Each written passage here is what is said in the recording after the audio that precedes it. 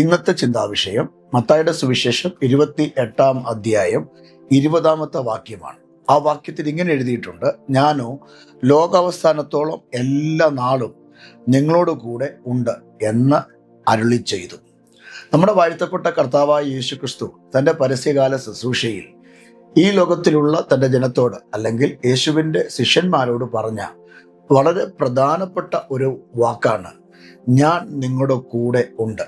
എപ്പോഴെല്ലാമാണ് യേശു ഒരു ക്രിസ്തു ഭക്തന്റെ കൂടെ ഇരിക്കുന്നത്? ലോക അവസാനം വരെ.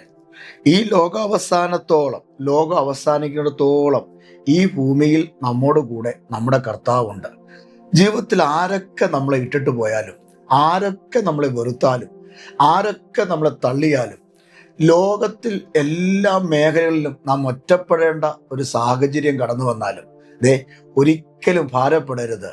നമ്മുടെ കൂടെ നിൽക്കാൻ യേശുവുണ്ട്. യേശു നമ്മുടെ കൂടെ ഉണ്ടെങ്കിൽ ഈ ലോകത്തെ പേടിക്കേണ്ട കാര്യമില്ല. യേശു നമ്മുടെ കൂടെ എല്ലാ കാലത്തോളം ഇരിക്കും. ജീവനുള്ള കാലം മുഴുവനും നാം ഒരു ക്രിസ്തു ഭക്തനാണെങ്കിൽ യേശു നമ്മുടെ കൂടെ നടക്കും. ഹനോക്കിനോട് കൂടെ ദൈവം നടന്നില്ലേ? മോശയുടെ കൂടെ ദൈവം ഇരുന്നില്ലേ? യോശുവയുടെ കൂടെ ദൈവം ഇരുന്നില്ലേ? അങ്ങനെയെങ്കിൽ പുതിയ നിയമത്തിൽ ഭക്തന്മാരായിരിക്കുന്ന അബ്രഹാമിന്റെ കൂടെയും യോഹന്നാന്റെ കൂടെയും പത്രോസിന്റെ കൂടെ ഒക്കെ ദൈവം ഇരുന്നില്ലേ? അങ്ങനെയെങ്കിൽ ഈ പുതിയ ദിവസത്തിൽ നിങ്ങളോട് കൂടെ ഇരിക്കാൻ എൻ്റെ കർത്താവുണ്ട്.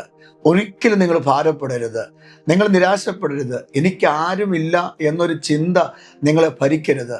നിങ്ങളുടെ ജീവിതത്തിൽ എല്ലാ കാലത്തും, നിങ്ങളുടെ കഷ്ടതയിലും, നിങ്ങളുടെ നല്ല കാലത്തും, നിങ്ങളുടെ പരാജയത്തിലും, നിങ്ങളുടെ വിജയത്തിലും, നിങ്ങളുടെ താഴ്ചയിലും, നിങ്ങളുടെ ഉയർച്ചയിലും എപ്പോഴും നിങ്ങളോട് കൂടെ ഇരിക്കുന്ന ഒരു യേശു ഉണ്ടെന്നുള്ള കാര്യം മറക്കരുത്. അതുകൊണ്ട് ഈ പുതിയ ദിവസത്തിൽ ഞാൻ എൻ്റെ പ്രിയപ്പെട്ടവരോട് ഇങ്ങനെ പറയാം: യേശു നിങ്ങളുടെ കൂടെ ഉണ്ടെങ്കിൽ നിങ്ങൾ 100 മേനി വിളയും. നിങ്ങളുടെ ജീവിതത്തിൽ അത്ഭുതങ്ങൾ നടക്കും. നിങ്ങളുടെ കുഞ്ഞുങ്ങൾ അനുഗ്രഹിക്കപ്പെടും. നിങ്ങളുടെ കുടുംബജീവിതം ഏറ്റവും മെച്ചപ്പെട്ട ഒരു അനുഗ്രഹപ്പെട്ട ഒരു കുടുംബജീവിതമായിരിക്കും. അതുകൊണ്ട് യേശു കർത്താവ് ശിഷ്യന്മാരോട് പറഞ്ഞത്, എല്ലാ കാലത്തും ലോക അവസാനത്തോളവും ഞാൻ നിങ്ങളുടെ കൂടെ ഇരിക്കും. കൂടെ ഇരുന്ന കർത്താവിൻ്റെ കരുതലും കർത്താവിൻ്റെ സ്നേഹവും വലുതാണ് പ്രിയരെ. ആകയാൽ ദൈവം നിങ്ങളെ അനുഗ്രഹിക്കട്ടെ. ഈ പകൽ നിങ്ങൾക്ക് വേണ്ടതെല്ലാം കർത്താവിൽ നിങ്ങൾ വാങ്ങിക്കുക.